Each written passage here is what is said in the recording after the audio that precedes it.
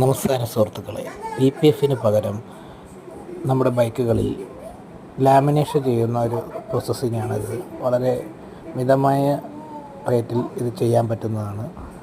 ഒരു 400 രൂപ മാത്രമേ ഉള്ളൂ ടാങ്കിൻ്റെ ടോപ്പിൽ ഇത് ചെയ്യുന്നത്. ഇത് ചെയ്തത് കളമശ്ശേരി നമ്മുടെ കുസാറ്റിന് ഓപ്പോസിറ്റുള്ള ഒരു സ്റ്റിക്കർ വർക്ക്ഷോപ്പാണ്.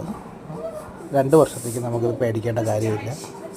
ഇത് വളരെ നല്ല